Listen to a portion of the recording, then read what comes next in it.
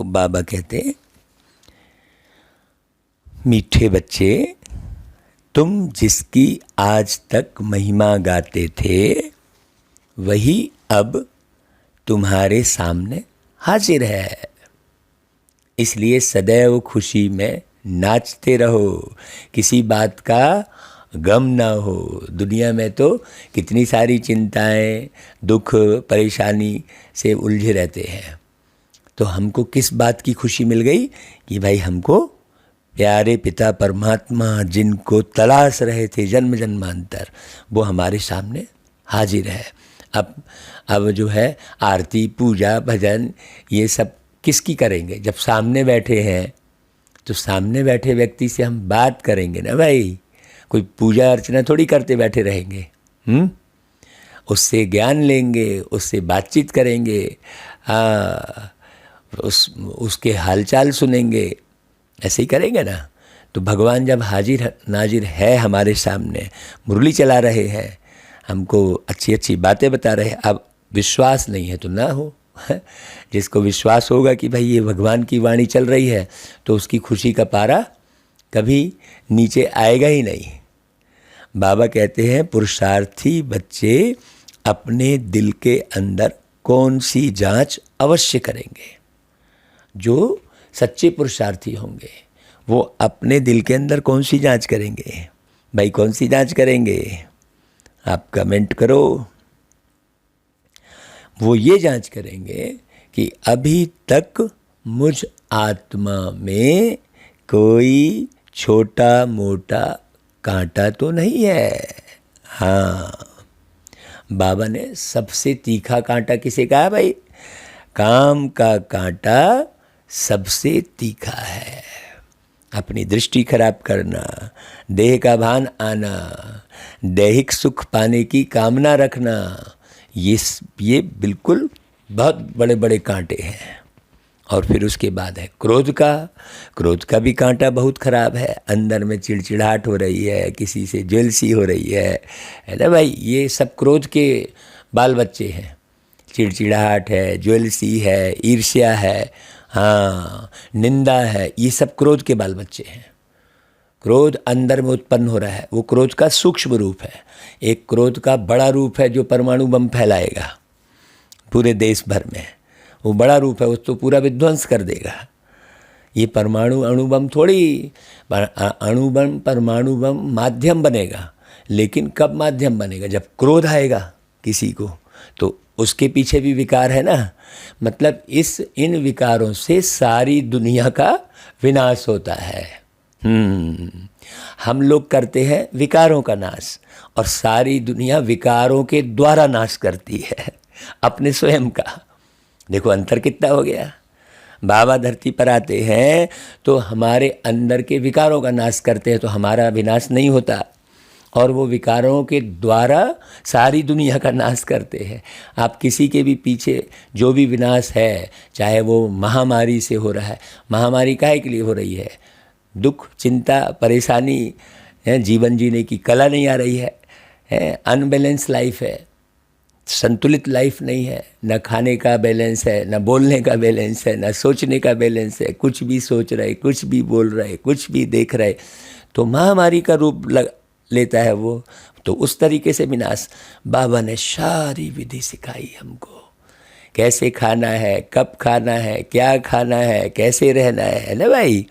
ऐसी शिक्षा तो इस दुनिया में आज तक कभी किसी ने दी ही नहीं है।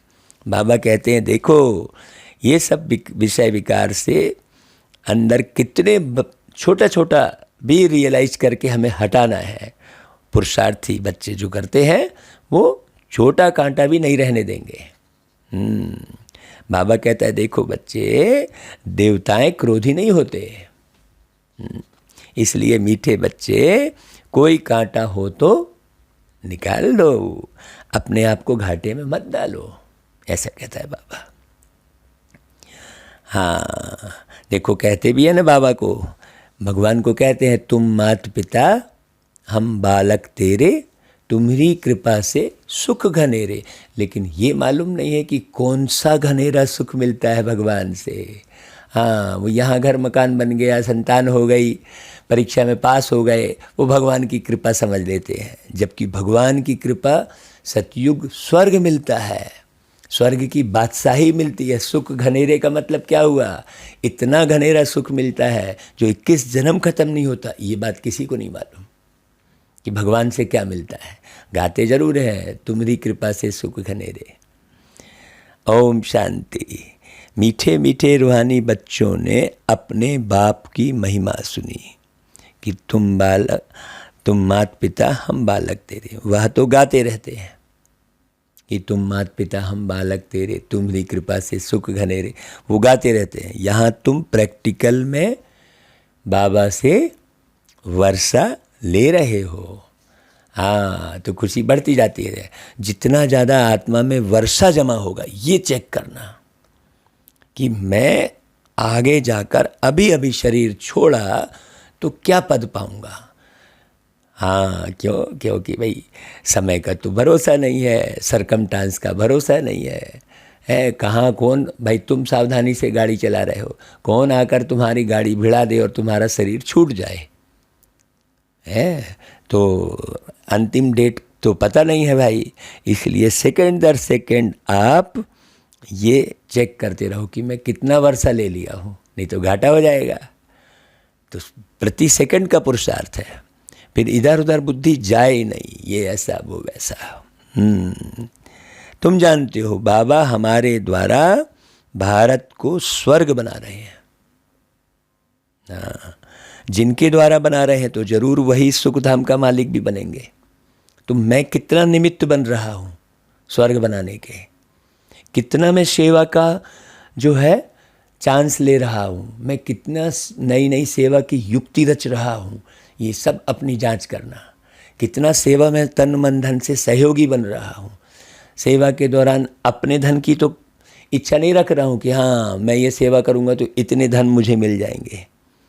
ये हल्का सा भी अगर आ रहा है कि नहीं मुझे ये मिलना चाहिए, तो वो कई गुना, हाँ तुम ले लो भाई, लॉस हो गया उसका।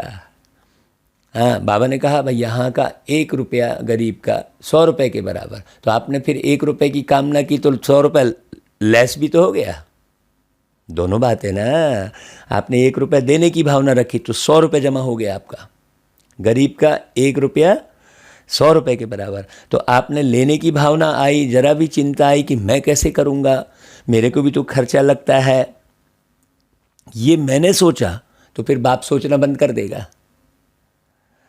यदि आप बाप के ऊपर छोड़ोगे तो बाप तो विश्व का मालिक है ना भाई। तुम 100 रुपये की सोचोगे, बाप तुम्हारे लिए पदम गुना सोच रहा है। अब 100 का पदम गुना कर लो वाला। देखो, इस हिसाब से व्यक्ति चिंतन करता नहीं है, छोटी छोटी जगह उलझता है, झटकू नहीं होता है। बाबा ने कहा पूरा समर्पण नहीं हुआ है। सोच रहा है मतलब समर्पण नहीं हुआ है। कि मुझे क्या मिलेगा, ये जो सोच रहा है मतलब वो स्वर्ग को नहीं देख रहा है, वो ज्ञान नहीं सुना है, अच्छे से सुना नहीं है। जब बाबा के ऊपर पूरा छोड़ दिया तो एक भी पल नहीं सोचेगा, वो संतुलन फिर बाबा करेगा। हाँ, पूरा समर्पण। हमारी दादी प्रकाशमणि बहुत रईस घराने की थी। सोचा क्या कि अरे बाबा के पास तो खाने के लिए डोडा मिल रहा है और मैं रईस हूँ, कैसे करेंगे, भविष्य में क्या होगा, ये तो पूरा ही पैसा यज्ञ का ख़त्म हो गया है, इतने सारे लोग खाएंगे कैसे। कुछ नहीं सोचा, लगी रही दादी तो लक्ष्मी बन के गई। हाँ, हमने दादी के लिए गाया था कि दुर्गा की अवतार हो दादी, लक्ष्मी की अवतार हो, संगम युग की क्या कहें, कल्प की सरकार हो। ऐसा गाया दादी के सामने। दादी बिल्कुल अपने गोद में सर रख लिया हमारा। हमने वो अवसर देखा है। तो विश्व महारानी पूरा बन के गई दादी प्रकाशमणि। वो तो हमने अपनी आँख के सामने देखा, पालना ली। तो सोचने की बात है, कभी नहीं सोचती थी दादी, और देखो पूरे कितने महल बना के गई, कितने सेंटरों का उद्घाटन करके गई दादी। सोचने की बात है, बाबा कराएगा। जो इस प्रकार से दादी की जैसा समर्पण होगा वो बिल्कुल विश्व महाराजा बनेगा। समर्पण चाहिए, 1 रुपया की भी सोच नहीं चाहिए। हाँ, कि अरे मैं ये सेवा के बाबा की सेवा के दौरान बाकी आप दुनिया से कार्य व्यवहार निभा रहे हो तो वहाँ सोचो, अपना संतुलन बना के चलो। नहीं तो क्या होता है, व्यक्ति रिश्ते नातों में लुटाता है, वहाँ नहीं सोचता वो, जबकि वो वापस नहीं देने वाला है। वहाँ दिखावा के नाम से लुटा रहा है, और इधर भगवान के घर में आकर 1 रुपये भी सोचेगा। सोचने की बात है, जो भगवान के घर में आकर सोचेगा वो क्या भाग्य बनाएगा। तन स्वस्थ चाहिए तो तन से सेवा करना पड़ेगी, मन स्वस्थ चाहिए तो मन से पूरी सेवा करना पड़ेगी, धन अकिचार धन चाहिए तो धन से पूरा झाटकू होकर सेवा करनी पड़ेगी। अपने लिए सोचना ही नहीं है, वो देगा 2 टुक्कड़ कहीं से भी। बाबा कहता है दाल रोटी की जवाबदारी तो मेरी है। तो बड़ी गहरी बात है कि जिसकी महिमा कर रहे हो वो सामने तुम्हारे द्वारा जो है स्वर्ग की स्थापना कर रहे हैं। तो अभी तुम बच्चों पर बल्कि सारी दुनिया पर बृहस्पति की दशा है, उस परम सद्गुरु की कृपा है। वो दिशा दिखा रहे हैं। हाँ, अब लोग कहते हैं मेरे में गुरु की, तो गुरु की दशा बहुत अच्छी मानी जाती है। जिसके ऊपर गुरु की दशा लगी है वो बिल्कुल आगे जाता है। हम कुंडली देखते हैं तो इसी हिसाब से कुंडली देखते हैं। हाँ, सारे ग्रह हैं, उसमें बृहस्पति की दशा शब्द कहा बाबा ने। क्यों बोलना पड़ा? क्योंकि इसी आधार पर लोग समझते हैं। बाकी दशा वाली बात थोड़ी है, वो दिशा दिखा रहे हैं। लेकिन दुनिया वाले कैसे समझे? वो तो इसी में लगे हुए हैं, भाई तुम्हारे अंदर ऊपर राहु की दशा है, ऐसा बोलते हैं। अच्छा ऐसा है, वो मानते हैं। तो बाबा को वो शब्द बोलना पड़ता है। अभी यह तुम ब्राह्मण ही जानते हो, भारत खास और दुनिया आम सब पर बृहस्पति की दशा बैठी है। क्योंकि सबको मैंने मुक्ति और जीवन मुक्ति तो मिलने ही वाली है। हाँ, जिसके ऊपर गुरु की नज़र पड़ गई तो उसको तो सदगति होनी ही है। हाँ, दुर्गति से सब बच जाएंगे। क्यों? सब आराम से परम धाम में जाकर शांति में बैठेंगे। हाँ, बहुत दुख पा रहे हैं। तो सबका कल्याण होना है। अब जो है सबके सब जाएंगे और तुम विशेष संपूर्ण बनते हो। इस समय तो कोई कला नहीं है, बाबा आकर कलाएं भरता है। बच्चों को बहुत खुशी रहनी चाहिए, ऐसे नहीं यहाँ खुशी है और बाहर जाने से गुम हो जाए। सारे दिन में देखो कितनी बार हम मूंझते हैं, कितनी बार दुखी होते हैं, कितनी बार माने अनकॉन्शियस होते हैं। ये सारे दिन में जांच करना, तब तो मुरली पढ़ी कहलाई भाई, और सुनी कहलाई। मुरली सुनना मतलब स्वयं का निर्माण करना। फॉर्मेलिटी बतौर मुरली सुनना ऐसा थोड़ी है ना भाई? ये बड़ी समझने की बात है। तो ऐसा ना हो कि भाई अभी खुशी चढ़ी बाबा की मुरली सुनकर और बाहर जाके गुम हो गए। बाबा कहता है अरे भाई, जिसकी महिमा तुम गाते रहते हो वह तुम्हारे पास हाजिर है? जिसे ढूंढती सारी दुनिया वो बैठा सामने हमारे। कितने नशे से गीत गाया भाई गाने वाले ने। सोचने की बात है। बाबा समझाते हैं कि 5000 वर्ष पहले भी राजाई देकर गया था। तो अब तुम देखेंगे आहिस्ते आहिस्ते सब पुकारते रहेंगे कि हम क्या करें बाबा, ऐसे खींचेंगे लोग। तुम्हारे भी स्लोगन निकलते रहेंगे। जैसे कोई कहते हैं एक धर्म हो, एक राजाई हो, एक भाषा हो, वे भी आत्माएं कहती हैं कि भाई सब एक हो, ऐसा कहते हैं वे आत्माएं भी। बरोबर भारत में एक राजधानी देवी देवताओं की थी। मतलब एकता कब आएगी? जब सबके अंदर में देने की भावना रहेगी तो एकता आएगी, लेने की भावना रहेगी तो एकता नहीं आएगी। देखो कितनी सूक्ष्म बात बताई बाबा ने। देवी देवता शब्द बस कह रहे हैं बाबा, लेकिन हमें उसके पीछे की गहराई को समझना चाहिए।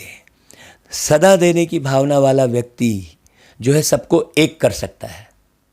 हाँ, प्रभाव कौन सा पड़ता है कि भाई जैसे हम भागवत करते हैं तो कौन सा प्रभाव पड़ा कि जो भी चढ़ा रहे हैं लोग, तो उसकी तरफ हमारी नज़र ही नहीं जा रही है। जैसा जिसको करना है करे, हमको तो बाबा मिला है। हाँ, नहीं तो लोगों की नज़र जर में होती है। जर यानी धन। तो अपनी नज़र इस जड़ से हटा दो। जड़ यानी यहाँ पर जड़ बोलते हैं, धन को जड़ है, और जड़ किसको बोलते हैं? वो जड़ को भी। हाँ, जड़ हो जाते हैं। फिर जड़ की तरफ नज़र रखने से प्रत्येक व्यक्ति जड़ की तरह हो जाता है। हाँ, दुनिया में सारे व्यक्ति जड़ीभूत हो गए। फिर क्या होता है? इसी तरीके से वो धीरे धीरे आत्मा जड़ीभूत हो जाती है, उसको सोचने समझने की क्षमता भी नहीं रह जाती है। बाबा आके फिर एक एक बीज बोता है। देखो बाबा कितनी कमाल का है भाई। दुनिया में तो जानते भी नहीं है। बाबा कहते हैं देखो यह खुशबू तुम्हारी फैलती है, तुम सबके अंदर खुशबू डालते जाते हो। तो हमारे रहन सहन का, दृष्टिवृत्ति का, सबका प्रभाव पड़ता है, क्योंकि हर एक व्यक्ति आपकी दृष्टि को पहचानता है। ऐसा नहीं है कि ये हमको मालूम नहीं रहता है। जैसे नारद जी का मिसाल है, नारद जी को मालूम नहीं है कि उसके चेहरे के भाव सब समझ जा रहे हैं। तो जा भाई तू देख तो जरा अपना चेहरा। तो फिर कहते हैं अरे भगवान आपने ये क्या किया? अरे भगवान ने क्या किया? तू ही जो है इस तरीके से चेहरा बनाया रखा है। अंदर में जो है चाहत बनी हुई है, मोह छुपा हुआ है। मैं नारायण नारायण जितना रटता हूँ कोई नहीं रटता है। उनको ये भान था नारद जी को, है मैं देखो वीणा लेके घूमता हूँ, मैं तो सारा समय नारायण नारायण कहता हूँ, लेकिन अंदर में मोह चिपका है, उसे मालूम नहीं था। तब तो वो लक्ष्मी माने नारी की तरफ आकर्षित हो रहा है अंदर से, तो मोह है ना, मोह है। तो तब फिर भगवान ने कहा जा भाई थोड़ा देख तो थोड़ा अपना चेहरा। तो बंदर का चेहरा दिखाई दिया, माने बंदरपना। बंदर का चेहरा मतलब बंदर के जो है गुण, जो बंदर करता है, जैसे खो खो करता है, लूटता है किसी का भी, है लेने की भावना है ना भाई बंदर की, तब तो तुम्हारे हाथ से छीन लेगा। तो वो भाव खत्म करना, अंदर से लेने के भाव खत्म करना, मुझे क्या मिलेगा ये खत्म करना, वो नारद कहलाएगा। जो इधर की उधर कर रहा है नारद जी, हैं देखो हमारे भाव ऐसे हैं क्या? अरे वो ऐसी है, अरे तुम मत मिलना उससे। तुमने क्या पहचाना? तुमने आत्मा देखा ही नहीं, तुमने उसे ओरिजिनल स्वरूप में देखा नहीं, परमधाम के रूप में देखा नहीं तुमने उसको, उस आत्मा को। तो तुमने क्या करने लग गए हैं? अरे उससे बच के रहना। तो ये नारद की मिसाल है। तो नारद बहुत है, इसलिए भक्ति मार्ग में क्या दिखाया कि जहाँ देखो वहीं नारद प्रकट हो जाते हैं। ये दिखाया है, नारद जी जहाँ भी पहुँच जाते हैं फट से नारद जी का अवतरण हो गया। देखो मैंने बड़ी गहरी बात है ना? तो वो नारद के जो गुण हैं वो तुम्हारे अंदर आ जाते हैं बीच बीच में। हैं ज्ञानी बहुत, सब ज्ञानी हैं, सब कुछ समझे हैं, नारद जी सब जान रहे हैं, जानी जाननहार है नारद जी। लेकिन कैसा जी रहे हैं? तो वो नारद जी कभी नारायण बनते ही नहीं, बस नारायण नारायण रटते हैं, नारायण बनते नहीं हैं। नारायण बनने में, इसलिए बाबा कहता है हाथ बड़े अच्छे से उठा लेंगे नारायण बनने में। वो सारे नारद होते हैं, एक नारद, एक नर और एक नारायण, 3 क्वालिटी हो गई है। बड़ी समझने की बात है। तो बाबा की मुरली के पीछे बहुत गहरा रहस्य होता है। तो बाबा कहते हैं ड्रामा प्लान अनुसार लड़ाई के भी आसार सामने खड़े हैं। यह नई बात नहीं है। अब हम थोड़ी घबराएंगे, लड़ाई के आसार सामने खड़े होंगे, हमको तो खुशी होगी, है हमको तो खुशी होगी ना भाई, वाह बहुत अच्छा है। यहाँ भी लगा कि हाँ यहाँ बम की शुरुआत हो गई है, तो हमको खुशी होगी, अब चुटकी बजा रहे वाह अब चालू हो। क्यों? क्योंकि हम आगे का भविष्य हमने स्पष्ट जान लिया है, समझ लिया है कि इसके बाद जिसने समझ लिया है वो छोटी छोटी बात में घबराएगा। अब जब आप छोटी छोटी बात में, छोटी कमी में, यार पानी नहीं मिला, अरे ये नहीं मिला, वो नहीं मिला, तो आगे तो कुछ नहीं मिलने वाला है, आगे कुछ। तो फिर आप उस समय कैसे स्थिर रहेंगे? है कि नहीं भाई? बाबा कह रहा है ना, स्पष्ट रूप से कह रहा है कि भाई लड़ाई के आसार सामने खड़े हैं। इसके पीछे कौन सी बात समझा रहा है बाबा? इसके पीछे यही बात समझा रहा है कि भाई हमें किसी भी वस्तु, व्यक्ति, वैभव से बुद्धि लगा के नहीं रखनी है, चिपका के नहीं रखनी है वस्तुओं को, या उसके बिना हमको रहा नहीं जा रहा है, हैं? नहीं मैं तो ऐसे ही सोता हूँ, नहीं तो मेरे को नींद नहीं आती है, ये क्या है? अरे भाई, मेरी बुद्धि में यदि सदा परम धाम रहेगा तो मैं कहीं भी वो नींद ले सकता हूँ। अशरीरी होना, नींद आना मतलब अशरीरी होना, सीधी सी बात। नींद लेना माने क्या? अशरीरी होना। बड़ी गहरी गहरी बात है। तो एक बात के पीछे खूब सारा ज्ञान समाया हुआ है, हमें विस्तार से समझने की ज़रूरत है। तो भारत 16 कला संपूर्ण जरूर बनना है। तुम जानते हो हम इस योग बल से 16 कला संपूर्ण बन रहे हैं। अब इस 16 कला पर चिंतन करना भाई। आप लोग किसे कहेंगे 16 कला? कहते हैं ना, दे दान तो छूटे ग्रहण। देखो शुरू भी कर रहे हैं बाबा। 16 कला बोलने के बाद अब पूरी मुरली को बहुत ध्यान से सुनना, आपको इसी में सारा उत्तर मिल जाएगा। हाँ, दे दान तो छूटे ग्रहण, एक पॉइंट आई। बच्चे अब देही अभिमानी बनना पड़े, देखो दूसरी पॉइंट आ गई। शरीर का भी भान छोड़ना पड़े। इन बातों को तुम बच्चे ही समझते हो, दुनिया नहीं जानती है। अब 3 बात में बाबा ने पूरी 16 कला की बात कह दी 3 पॉइंट में। अब हमको समझना है, बाबा पूरी मुरली इशारों में चलाते हैं। तो भारत जो 16 कला संपूर्ण था, संपूर्ण देवताओं का राज्य था। अभी समझना बहुत अच्छे से, इन लक्ष्मी नारायण की राजधानी थी। जितना मंथन करेंगे उतना अशरीरी बनेंगे। जैसे मठे को मथते हैं तो क्या निकलता है? मक्खन निकलता है ना। वैसे दिखता है क्या उसमें मक्खन? दिखता है क्या? देखो मक्खन ऊपर आता है। जो मक्खन उस मठे में मर्ज है तो मक्खन ऊपर आ गया। हाँ, माने देही अभिमानी स्थिति हो गई। अब वो खट्टे से जो है अब खुशबूदार बनते जा रहा है। अब फिर वही मक्खन को यदि हमने आग में तपाया तो एक बहुत सुंदर खुशबूदार घी निकल आया। तो कहाँ से निकला वो? खट्टे मठे से वो घी निकला। किसके कारण? मथने से।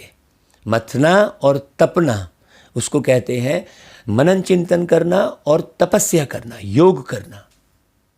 योग की अग्नि में दग्ध करना अपने पुराने संस्कारों को। अभी योग की और गहराई हो गई। मठे का उदाहरण से समझ में आया। तब शुद्ध घी बनेगा, तब हम शुद्ध बनेंगे, तब हम घी यानी खुशबूदार बनेंगे, घी यानी ताकतवर बनेंगे।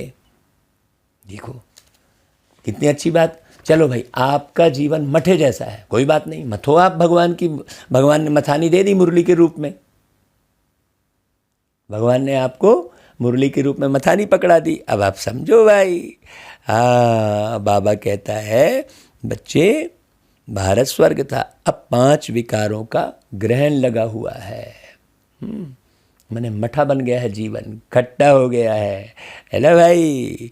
इसलिए बाप कहते हैं दे दान तो छूटे ग्रहण, या काम विकार ही गिराने वाला है। इसलिए बाप कहते हैं या दान दो तो 16 कला संपन्न बन जाएंगे। अब देखो इसके पीछे कैसे बताते चले जा रहे बाबा। 16 कला की बात कही है तो क्या क्या 16 कला हैं वो बता रहे हैं, कैसे बनेंगे वो बता रहे हैं। हाँ, नहीं देंगे तो नहीं बनेंगे। दान क्या चीज़ देनी है? नहीं तो हमको चिंता लगी यार मेरा क्या होगा, मैं सारा कुछ दे दूंगा तो। सोचने की बात है। आत्माओं को अपना अपना पार्ट मिला हुआ है ना, यह भी तुम्हारी बुद्धि में है। तुम आत्मा में कितना पार्ट है? तुम विश्व का राज्यभाग लेते हो। यह बेहद का ड्रामा है। इस बेहद के ड्रामे को अच्छी रीति हमको समझना है, बारीकी से। सम्मुख बैठ के मुरली सुनना बहुत अलग बात हो जाती है भाई, वाइब्रेशन भी मिलते हैं। और फिर टेप पे मुरली सुनना, यूट्यूब पर सुनना अलग बात हो जाती है। इसलिए माने मुरली हमको आपस में बैठ के पढ़ना चाहिए। कुछ नहीं तो बच्चों को बैठा लो सामने में कि चलो बैठो भाई, और खुद सुनाओ, खुद वो अवस्था बनाओ और सुनाओ बच्चों को। माने हर घर में मुरली क्लास लग जाए। हाँ भाई, जैसे आपको सेंटर नहीं जा पा रहे हो वैसे तो सेंटर जाओ, लेकिन फिर बच्चों को भी संभालना है। तो बच्चों को भी आप खुद सुनाओ मुरली, बैठ के कि सुनो भाई, तो उनके ऊपर प्रभाव पड़ेगा। हाँ, जैसे कार्यक्रम में जाते हैं तो बहुत सारे लोग सुनते हैं तो प्रभाव पड़ता है ना। अब वही चीज़ आप वीडियो में दिखा दो, भला वीडियो में तो चल ही रहा है, कहाँ प्रभाव पड़ रहा है? हैं? यूट्यूब पर वीडियो में प्रोग्राम तो चलता ही है ना, कहाँ प्रभाव पड़ता है? तो बाबा कहते हैं अथाह एक्टर्स हैं, इसमें फर्स्ट क्लास एक्टर्स हैं यह लक्ष्मी नारायण। उन्हों का नंबर 1 पार्ट है। विष्णु सो ब्रह्मा सरस्वती, फिर ब्रह्मा सरस्वती सो विष्णु बनते हैं। यह 84 जन्मों का चक्र कैसे लगाते हैं, यह सारा बुद्धि में आ जाता है। व्यापारी लोग चौपड़ा रखते हैं तो उस पर स्वास्तिका निकालते हैं। अभी देखो बाबा कैसी गहराई की ओर ले चल रहा है। देखो बारीक बात, स्वास्तिका निकालते हैं शब्द कहा बाबा ने। अब इसे समझो क्या बोलना चाह रहा है बाबा। हाँ चलो आप लोग भी भाई चिंतन करो। फिर देखो एक लाइन बोला बाबा ने, गणेश की पूजा करते हैं। यह है बेहद का चौपड़ा। स्वास्तिका में 4 भाग होते हैं। जैसे पुरी में चावल का हांडा रखते हैं। एक से एक उदाहरण दे रहे हैं। अब इस पर मनन चिंतन करो ना भाई। है, हमने मुरली सुन ली, मनन चिंतन नहीं किया तो हमारे मुख से निकलेगा नहीं। हमने इधर उधर समय सारा खाने पीने में बस खाली व्यवस्था में ही लगा दिया, अवस्था नहीं बनेगी। यदि हमने पूरा समय स्थूल व्यवस्था में बिता दिया तो कभी अवस्था नहीं बनने वाली है। आपकी बुद्धि खाली व्यवस्था बनाने में ही लग जाएगी। हाँ, आप इसका मनन चिंतन करो। बाबा क्यों बोल रहा है ये कि पुरी में चावल का हांडा रखते हैं, वह पक जाता है तो 4 भाग हो जाते हैं। ये सब सुना रहा है बाबा। अब एक एक का अर्थ हम बता नहीं रहे भाई, आप करो चिंतन। हाँ, नहीं तो कहोगे मुरली लंबी कर दी भाई जी ने, है ना भाई। ये भी फिर कहने से पीछे नहीं हटते, ना खुद चिंतन करो और ना फिर किसी को कर रहे हैं तो उसको भी एक ऑब्जेक्ट लगा दो, है कि अरे भाई ये तो लंबी हो गई मुरली, थोड़ा जल्दी करते तो अच्छा। तो जल्दी किस बात की है? आपने ज़रा सी चाय बनाने की जल्दबाजी की तो वो भी खराब हो जाती है। तो ये तो सतयुग का निर्माण है? बड़ी समझने की बात है। सतयुग का निर्माता बाबा मुरली चला रहा है। तो अभी सोचो, अभी तुम बच्चों को कौन पढ़ा रहे हैं? जब ये बुद्धि में रहेगा तो हड़बड़ी नहीं रहेगी। और कब आए हैं बाबा? 5000 साल बाद आए हैं और तुम हड़बड़ी कर रहे हो। वो 5000 साल बाद मिले हैं तो लगेगा ना कि नहीं भैया इनसे बिछुड़ा ही ना बाबा, इतने दिन बाद मिले हो, अभी रुको बैठो। तो आप ऐसा बोलते हो कि नहीं बोलते हो? कोई साल भर 2 साल बाद आपसे मिलता है आपका प्रियतम, तो क्या करते हो आप? जल्दी करते हो क्या? सोचने की बात है। तो यहाँ पर देखो बेहद का बाबा आया है। कौन पढ़ा रहा है? मोस्ट बिलवेड बाप आकर तुम्हारा सर्वेंट बना है, तुम्हारी सेवा करते हैं बाबा। देखो तो कितना नहीं ले लेना चाहिए बाबा से। मनुष्य तो कह देते हैं आत्मा निर्लेप है। लो अब वो सुनेगा कहाँ से, है? अरे बाबा क्या मुरली चलती है भाई बाबा की। आत्मा निर्लेप है बोल दिए भाई। जिसमें 84 जन्म का पाठ बढ़ा है वो निर्लेप कैसे हो सकती है? निर्लेप हो तो हिसाब किताब ही ना बचे। फिर किसी भी आत्मा का कोई हिसाब किताब ना बचे, फिर अंधा लूला लंगड़ा पैदा ही ना हो कोई। कितनी सिंपल सी बात है। अगर आत्मा निर्लेप है तो बाबा कह रहा है 84 जन्मों का पाठ है ही तो फिर निर्लेप कैसे हो सकती है भाई? उनको फिर निर्लेप कहना कितना रात दिन का फर्क हो जाता है। कितनी अज्ञानता हो गई दुनिया में। कौन कौन सी अज्ञानता है वो पॉइंट पहले नोट कर लो। उस पॉइंट को लेकर आप क्लास करा सकते हो भाई। आप क्या क्या समझ रहे हो और फिर उसको समझा दो। बाबा का ज्ञान सुनाना समझाना बहुत सहज है। हम बाबा का ज्ञान ढंग से नहीं सुना पा रहे हैं, नहीं समझा पा रहे हैं, इसका मतलब अभी हम टू मच उलझे हुए हैं दुनिया में। संभालेंगे कैसे? बाबा के ज्ञान के आधार पर हम बच्चों को बहुत अच्छा संभाल सकते हैं। चाहे हमारे अड़ोसी को पड़ोसी को खूब अच्छे से संभाल सकते हैं, किसी को भी अच्छे से संभाल सकते हैं। हाँ, वो भाव पैदा नहीं होते हैं अंदर में। बाबा का ज्ञान एक्यूरेट नहीं सुनने समझने से। मनन चिंतन नहीं करने से। तो बाबा कहता है जब यह कोई अच्छी रीति मास 1.5 बैठ समझेंगे, अब 1 घंटा नहीं समझ रहे हैं, कंटिन्यू 1 महीना बोल रहे हैं बाबा, सोचो। अब 9 दिन में समझे, अच्छा अच्छा बोले, कितने आएंगे? कंटिन्यूटी में समझाने वाला, उनको प्यार देने वाला, उनका ख्याल रखने वाला, उनके हिसाब से चलने वाला चाहिए, तब वो हल्के होकर जाएंगे। भाई क्या कर दिया भाई जो बोले वो, अरे हमको तो एकदम हल्के हो गए, हम खूब टेंशन में आए थे, हैं? तो क्या किया? क्यों? जब हम हल्के होंगे, हम किसी को हल्के नहीं कर रहे हैं, हम हल्के खुद हैं, तो वो हमारे लाइट का प्रभाव पड़ रहा है। लाइट मतलब कोई हमारी किरणें नहीं निकल रही हैं, लाइट माने हम हल्के हैं, हमको किसी बात का कोई चाहना नहीं है कि ये चाहिए वो चाहिए। अरे भाई कोई हम अपने जीवन की कोई प्लानिंग नहीं करके बैठे हैं कि मैं ये खाऊंगा, ऐसा रहूंगा, वैसा। अरे बाबा बैठा है हमारी प्लानिंग करने वाला। जो बाबा की प्लानिंग के आधार पर चलता है, अपनी प्लानिंग नहीं बनाता, वो देखो कैसे राजा महाराजा बनेगा। बिल्कुल बनेगा, यहाँ भी प्रैक्टिकल में दिखेगा वो। हाँ, दादियाँ देखो दिखी कैसे राजा महाराजा जैसा। देखो बाबा ने उनको मैंने चांदी की और सोने की थालियों में जो है खिलाया, इसी संगम पर। गोल्डन स्पून ऑफ माउथ इसी संगम पर हो गया। बाबा कहता है जो सतयुग में देखोगे ना, वो तुम अभी अभी करो, अभी अभी पाओ, ये भी कहा है बाबा ने। बहुत बारीक बात समझना। तो बाबा कहता है कि भाई दिन प्रतिदिन बहुत पॉइंट्स निकलती रहती है। हाँ, यह है जैसे कस्तूरी छुपी हुई है। देखो बाबा क्या उदाहरण देते हैं, एक से बढ़कर एक। अब करो चिंतन, पूरी मुरली मनन चिंतन करने लायक होती है। हमको लगता है हाँ मुरली पढ़ ली हमने, एक एक शब्द मनन चिंतन करने के लायक होता है। तो जब आप खुद अपनी घोट तो चढ़े नशा।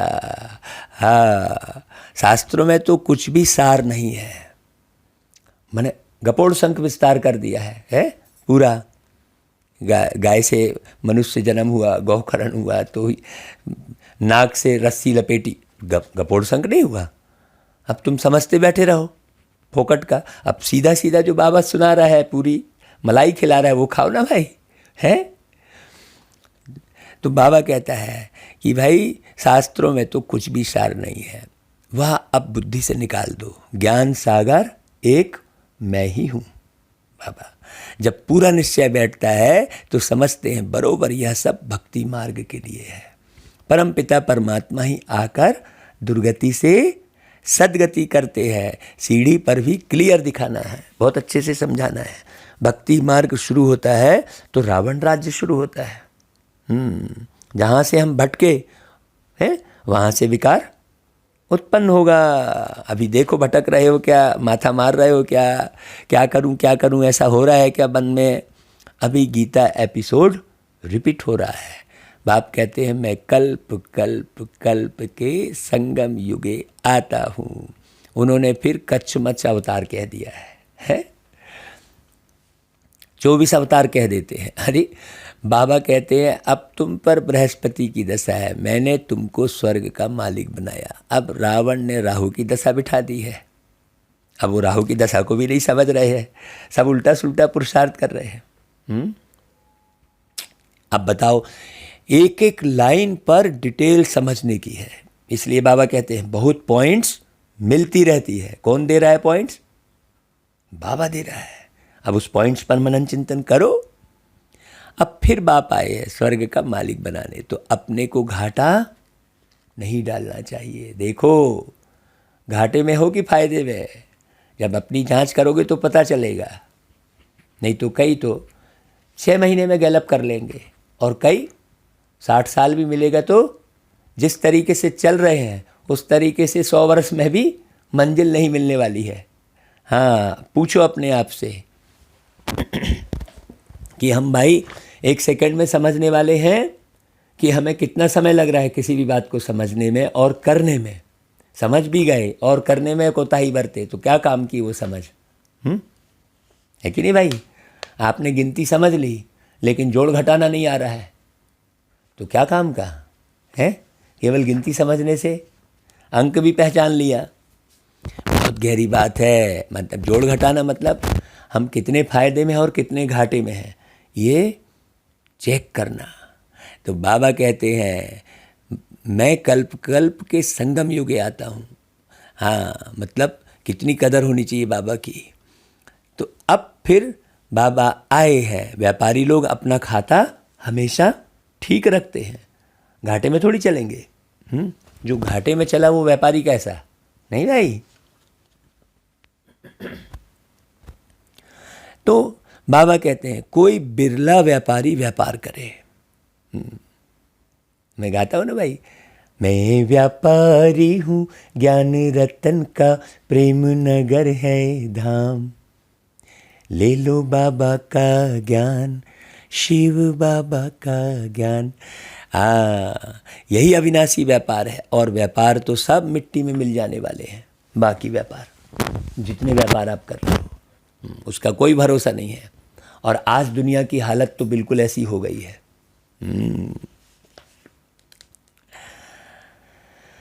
हाँ भाई, अभी तुम्हारा सच्चा व्यापार हो रहा है। बाप है बेहद का सौदागर, रत्नागर, और ज्ञान का सागर कहा जाता है। देखो उसी के लिए गीत हमको याद आ रहा है। उस गाते ना, सौदागर सौदागर, फिर क्या बोलते हैं, दिल ले ले दिल दे कर। देखो है ना भाई, यहाँ तो दिल की बात है। बाबा से दिल लगाओगे तो सब कुछ समझ में आएगा, दिमाग बढ़िया बढ़ जाएगा। तो प्रदर्शनी में देखो कितने आते हैं, सेंटर में कोई मुश्किल आएंगे।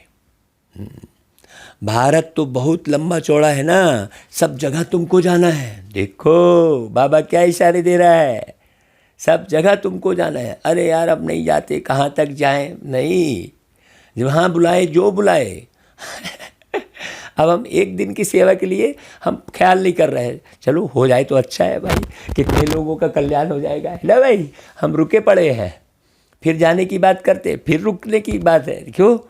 सोचो, जा रहे हैं मंदिर में, देखने जा रहे हैं, कैसा नशा चढ़ाया हुआ है बाबा ने हर सेकेंड। तो कितनी उन्नति होगी भाई। जिसने जान लिया वो रुक नहीं सकता भाई, भागेगा वो, बाबा कहते हैं। तो चारों तरफ प्रदर्शनी मेले करते रहेंगे, जिसको समझ में आ गई बात। पानी की गंगाएं तो सारे भारत में नहीं है ना भाई, यह भी तुमको समझाना पड़े कि पानी की गंगा कोई पतित पावनी नहीं है। देखो अब आज की मुरली से आप उठा लोगे तो आप 10,000 लोगों की सेवा कर लोगे, केवल आज की मुरली से ही पॉइंट उठा लोगे। तो रोज की मुरली में ऐसी ऐसी पॉइंट है। बोले हम सेवा क्या करें, हम बताएं क्या? ऐसा नहीं है, पढ़ो अच्छे से, नहीं तो खूब घाटा पड़ेगा भाई। तुम ज्ञान गंगाओं को जाना पड़ेगा, चारों तरफ प्रदर्शनी मेला करना पड़ेगा। दिन प्रतिदिन चित्र भी अच्छे अच्छे बनते रहेंगे, शोभनिक चित्र ऐसे हो जो देखने से ही खुशी आ जाए कि यह तो ठीक समझाते हैं भाई। देखो है ना भाई, रिजल्ट मिलती है ना अच्छे से समझाने पर। अब लक्ष्मी नारायण की राजधानी स्थापन हो रही है, अभी ब्राह्मण धर्म की स्थापना हो रही है।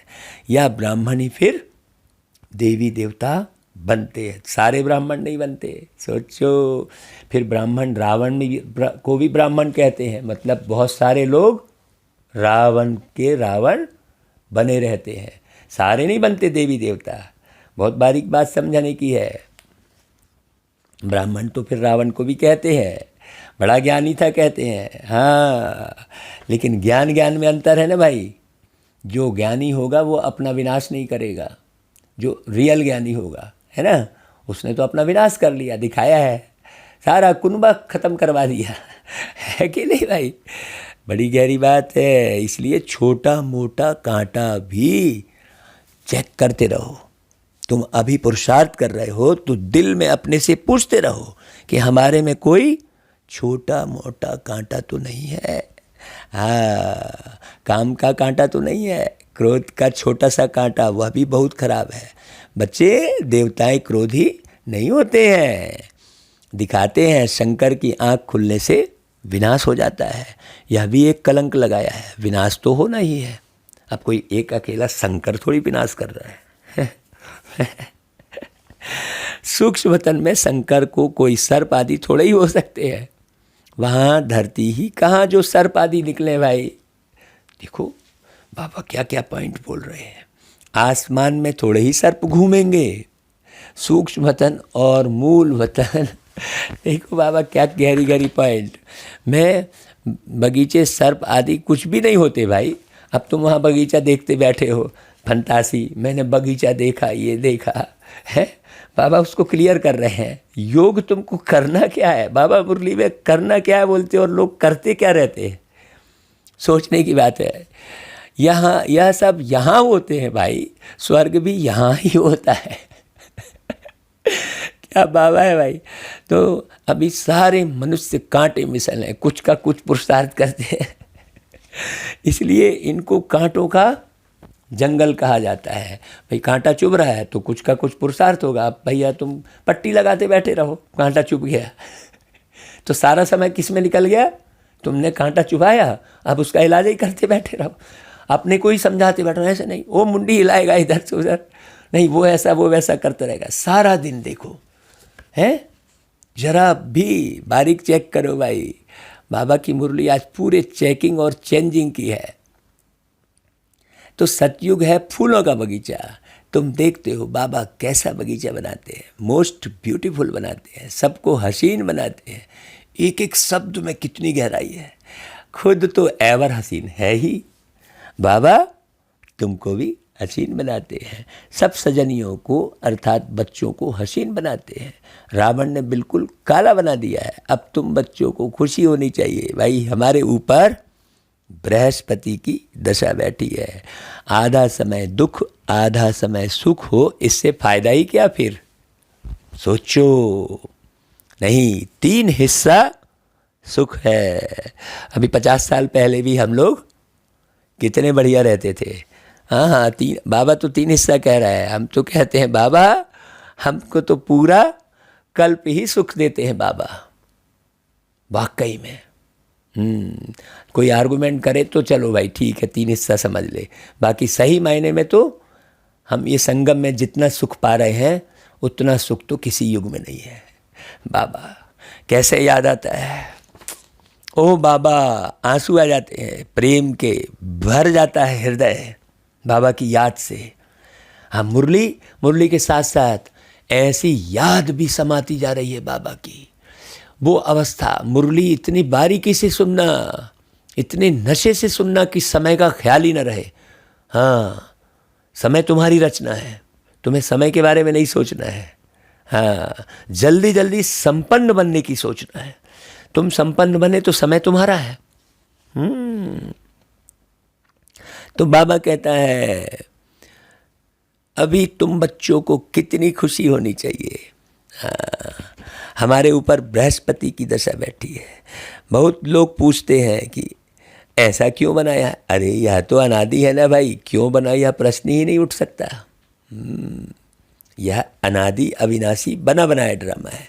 बनी बनाई बन रही अब कछु बननी नाही, इसका बहुत गहरा अर्थ है। इसे आप अच्छे से मनन चिंतन करो कि क्या बनी बनाई बन रही, बनी बनाई क्या चीज़ बन रही है, इसे समझो अच्छे से।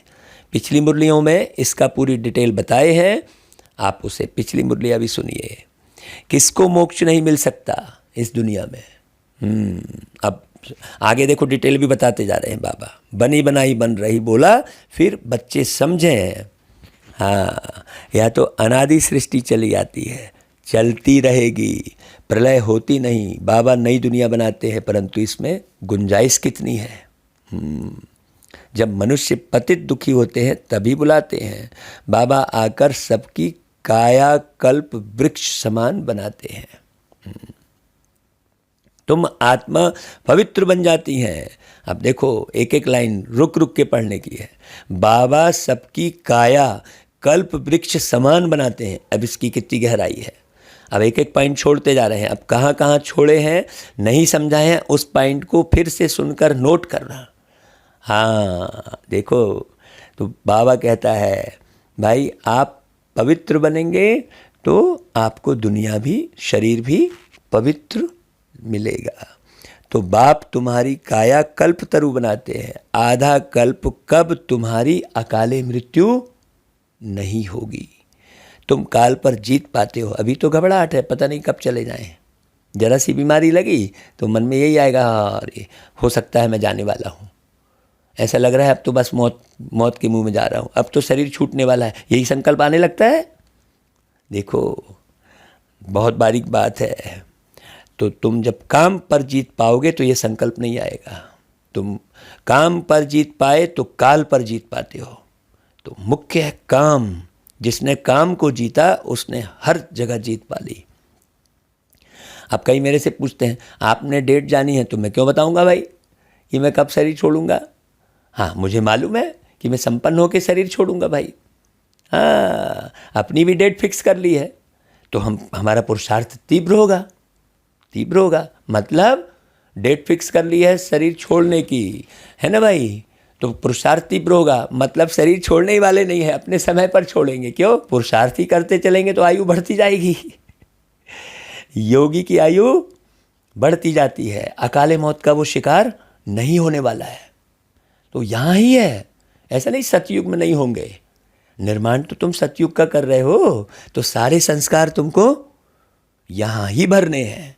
तो तुम अकाले मौत के शिकार हो गए नहीं, ये पक्का हो जाएगा, तो तुम्हें कहीं भय नहीं लगेगा। हर जगह तुम सावधानी से चलोगे।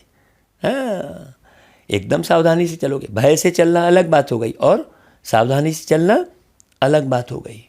बहुत बारीक बात है। बाबा कहता है तुम बच्चों को बहुत पुरुषार्थ करना चाहिए, जितना उच्च पद पाएं उतना अच्छा है। पुरुषार्थ तो हर एक जास्ती कमाई के लिए करते हैं।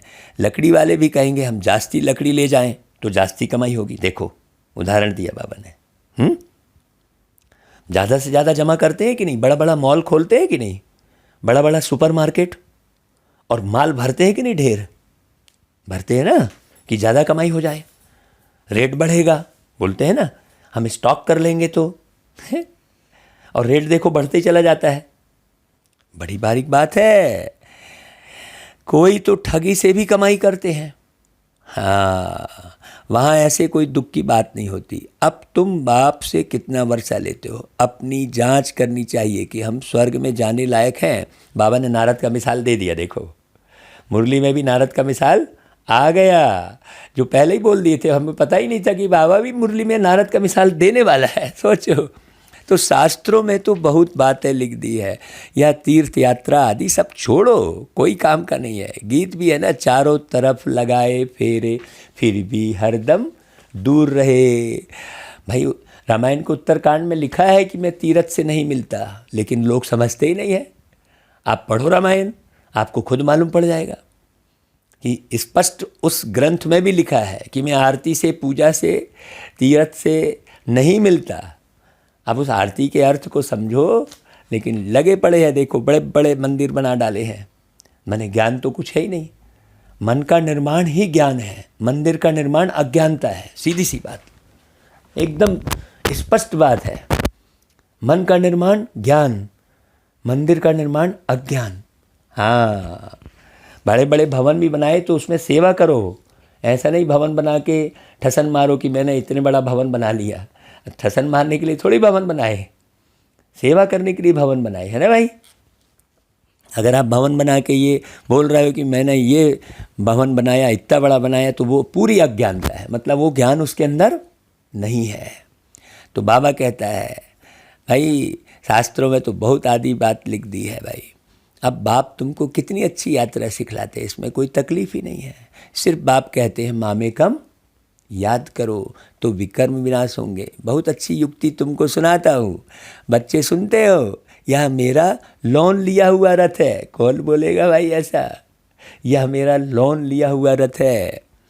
इस बाप को कितनी खुशी होती है। बाबा कितना खुश है बच्चों को पढ़ाने में, मुरली से मालूम पड़ता है ना। तो हमने बाप को अपना शरीर लोन में दिया है। किस बाप को खुशी हो रही है? ब्रह्मा बाप को। आपको खुशी नहीं हो रही? आपने नहीं दिया लोन में बाबा का। भाई तन मन धन सब कुछ तेरा, गाय बस क्या है भाई, तुमने भी तो दिया लोन में।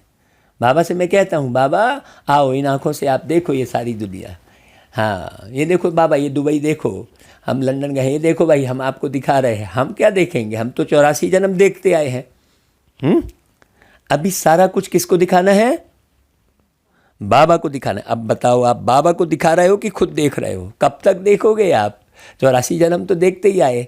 वो बाबा आया है पहली बार धरती पर, तो तुम अपनी आँख से दिखाओ ना भाई उसको। नहीं, हम ही देखने में लगे हैं। हाँ, हम ही देह के भान में है। अरे वाह, देखो मैं कितना सुंदर दिख रहा हूँ। शरीर को दिखाते हुए कहते हो मैं कितना सुंदर दिख रहा हूँ, जबकि शरीर तुम हो ही नहीं। लेकिन तुम हमेशा शरीर को दिखाकर बोलते हो कि देखो मैं कितना सुंदर दिख रहा हूँ। है देहभान सूक्ष्म में है। हाँ, तो क्या होता है, हम सामने वाले को भी देहभान में लाते हैं, सामने वाले को भी देहभान में लाते हैं। महापाप हो गया, मालूम नहीं पड़ रहा है सूक्ष्म में हम कैसे महापाप कर रहे हैं। बहुत बारीक बात है। अब बाप तुमको कितनी अच्छी यात्रा सिखलाते हैं। देखो, बाप हमको विश्व का मालिक बनाते हैं। नाम भी है भागीरथ। तुम जानते हो बॉम्ब्स आदि तो तैयार हो रहे हैं, आग लगनी है। रावण का बुद्ध भी बनाते हैं मारने लिए। यहाँ मारने आदि की तो बात ही नहीं है। कहाँ मारने आदि की बात, कहाँ यह रावणपुरी खत्म हो रही है? सोचने की बात है। तुम बच्चे रामपुरी में चलने के लिए पुरुषार्थ कर रहे हो, तो पूरा पुरुषार्थ करना है, कांटा नहीं लगाना है ना भाई? बहुत बारीक बात समझना अच्छे से। तो बाबा कहते हैं तुम ब्राह्मण ब्राह्मणियाँ हो, सबका आधार मुरली पर है। मुरली तुमको नहीं मिलेगी तो तुम क्या करेंगे? ऐसे नहीं कि सिर्फ एक ब्राह्मणी को ही मुरली सुनानी है। देखो स्पष्ट बोल रहे बाबा, कोई भी मुरली पढ़कर सुना सकते हैं। बोलना चाहिए आज तुम सुनाओ। हाँ, अब तो समझाने के लिए चित्र भी अच्छे बने हैं। या मुख्य चित्र तो अपनी दुकान में रख, बहुतों का कल्याण करो। उस सौदे के साथ साथ यह सौदा भी करो। यह बाबा के अविनाशी ज्ञान रत्नों का दुकान है। बाबा कोई मना नहीं करते हैं कि मकान आदि नहीं बनाओ, भल बनाओ। पैसा तो मिट्टी में मिल जाएगा, इससे क्यों नहीं मकान बनाकर आराम से रहो। पैसे काम में लगाने चाहिए। कोई भी पैसा है ना भाई, व्यर्थ नहीं गंवाना। बाबा कहते हैं मकान भी बनाओ, खाने के लिए भी रखो, दान पुण्य भी करो। कश्मीर का राजा मरा है तो क्या ले गया भाई? अपनी प्राइवेट प्रॉपर्टी जो थी वह सब आर्य समाजियों को दान में दे गया। अपने धर्म के लिए करते हैं ना, यहाँ तो वह कोई बात नहीं है। जो भी करोगे तुम अपने लिए ही करोगे भाई। रिपीट आना है तुमको, आत्मा को ये ज्ञान है तो जमा करोगे ना। तो सब बच्चे हैं, दान आदि की बात ही नहीं है यहाँ तो सब एक दूसरे को सुख दे रहे हैं। अब माँ जो है बेटे को दान थोड़ी कर रही है कोई, बेटा माँ को दान थोड़ी करता है कोई, है ना भाई? बात समझने की, ये तो परिवार है ना। तो वह तो है हद का दान। मैं तो तुमको विश्व की बादशाही देता हूँ।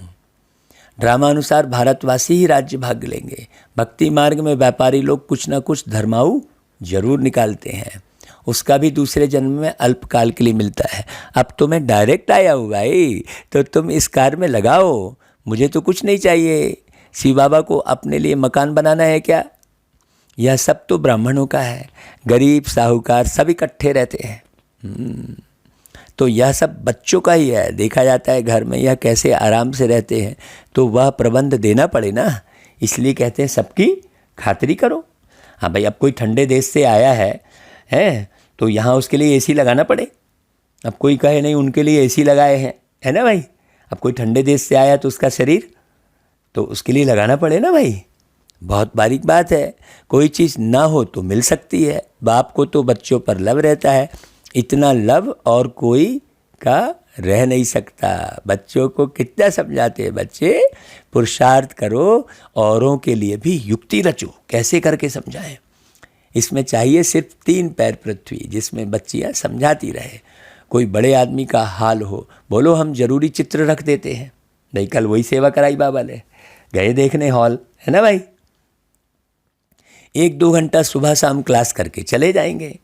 हाँ, पहले तो वही वो मना कर रहा था, फिर देखो कैसे राजी हो गया। तो खर्चा सब हमारा, नाम तुम्हारा होगा, ये भी कह दो। बहुत आकर कौड़ी से हीरे जैसा बनेंगे। हैं, अब कितना नाम हुआ भाई, कराया तो है, सब लोग गायन कर रहे हैं, वाह आपने बढ़िया कार्यक्रम कराया है ना भाई। अच्छा, बाबा का फिर याद प्यार, गुड मॉर्निंग और नमस्ते, और हम बच्चों को की भी बाबा को याद प्यार नमस्ते। अच्छा भाई, फिर सार, अविनाशी बाप से सच्चा सच्चा अविनाशी व्यापार करना है। उस सौदे के साथ इस सौदे में भी समय देना है। ज्ञान गंगा बन सबको पावन बनाना है। दूसरी पॉइंट, ब्राह्मण जीवन का आधार मुरली है, जो प्यार से सुननी और सुनानी है। अंदर कोई भी कांटा हो तो उसे निकाल देना है। अवगुणों का दान करना है। अच्छा भाई, फिर वरदान, सहनशीलता के गुण द्वारा कठोर संस्कार को भी शीतल बनाने वाले संतुष्ट मणि भव। हाँ भाई, जिसमें सहनशीलता का गुण होता है वह सूरत से सदैव संतुष्ट दिखाई देता है। जो स्वयं संतुष्ट मूर्त रहते हैं वह औरों को भी संतुष्ट बना देते हैं। संतुष्ट होना माना सफलता पाना। जो सारे संतुष्ट हुए मतलब सफल, है ना भाई। जो सहनशील होते हैं वह अपनी सहनशीलता की शक्ति से कठोर संस्कार व कठिन कार्य को शीतल और सहज बना देते हैं। सहनशीलता की शक्ति से उनका चेहरा ही गुणमूर्त दिखाई देता है। वही ड्रामा की ढाल पर ठहर सकते हैं जो सहन करेंगे। जो बिदक गए तो क्या ठहरेंगे। अच्छा भाई, स्लोगन, जो वाणी द्वारा नहीं बदलते उन्हें शुभ वाइब्रेशन द्वारा बदल सकते हो। अच्छा भाई, ओम शांति।